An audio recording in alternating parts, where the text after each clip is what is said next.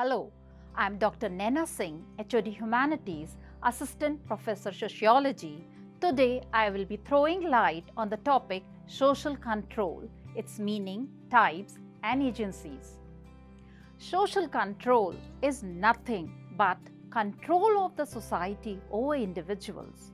All societies have ways to promote order, stability, predictability in social life. Without social control, social life would be unpredictable, even chaotic. In order to maintain the organization and the order of the society, man has to be kept under some sort of control. This control is necessary in order to have desired behavior from the individual and enable them to develop social qualities. Social control implies a system of device through which society controls the activities of individual members through the positive or the negative sanctions. Society has to make use of its mechanism to accomplish the necessary order and discipline. This mechanism is called social control. Sociologists have identified two basic forms of social control. The first one is internalization of norms and values. Next is the external sanctions, which can be either the positive, that is rewards, and it could be negative sanction, which are punishments. According to Ross, he defined social control refers to a system of devices whereby society brings its members into the conformity with the accepted standards of behavior. According to Mannheim, it is the collection of methods which can help to influence human behavior to retain the social order. According to Ogburn and Nimkoff, the patterns of pressure which society exerts to maintain order and established rules. Social control is necessary for an orderly life. The society has to regulate and pattern individual behavior to maintain the normative social order. Without social control, the organization of the society is about to get disturbed. If the individual is effectively socialized, he conforms the accepted ways from force of habit as well as from his desire of being accepted and approved by other individuals. There are certain agencies of social control like family, peer, neighborhood, religion, belief system, magic, sanctions, norms, etiquettes, fashion, values, social suggestions, rites, rituals, and ceremonies. Some other agencies of social control are custom, traditions, folkways, mores, art, ideology, social suggestions, public opinion, caste, class, etc. The formal agencies of social control could be state, law, media, bureaucracy, administration, coercion, or educational institutions. Now we will be throwing light on the types of social control. As per the sociologists, they have classified different types of social control. Karl Mannheim has divided social control into direct social control and indirect social control. As per Kimball Young, he classified social control into positive and negative social control. As per E.A. Ross, he classified social control into formal and informal social control. We will be discussing two forms of social control, informal and formal. Let's discuss first the informal social control.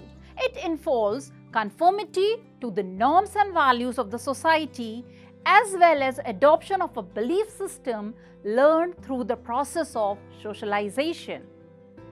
Prominent means of indirect social control are traditions, institutions, customs, rationalized behavior, changes in situations, social mechanisms, etc. These means are invisible and subtle. This form of social control is enforced by family members, neighborhood, playgroups, primary caregivers, teachers, coach, peers, colleagues, and other entire primary groups.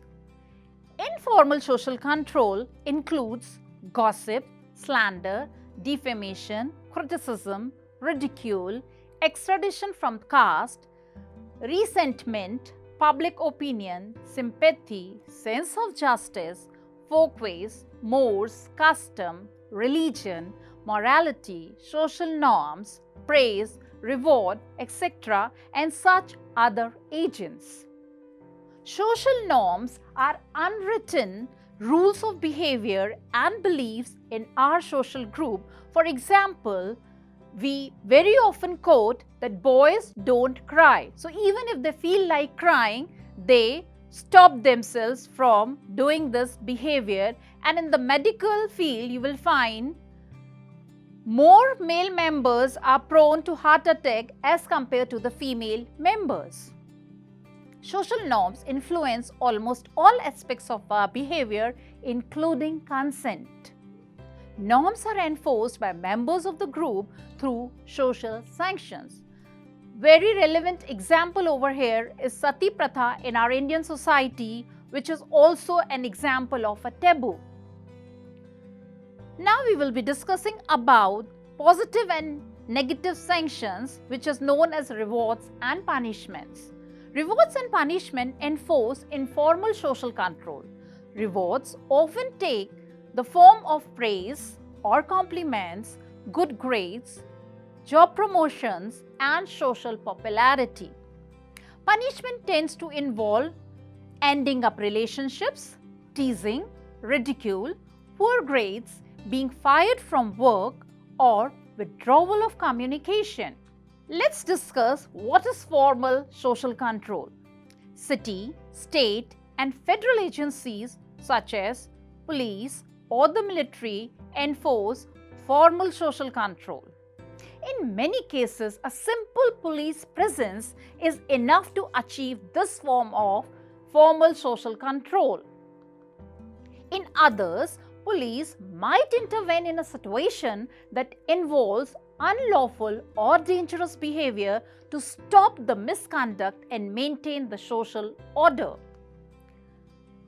Ultimately, it is up to the formal bodies like judiciary, court, panel systems to issue penalties when someone violates the laws that define the formal social control.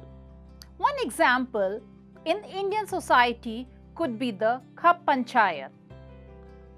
Therefore, we can say that through social control, members of group remain united and exhibit a common behavior pattern. In case there is no social control, society would wither away.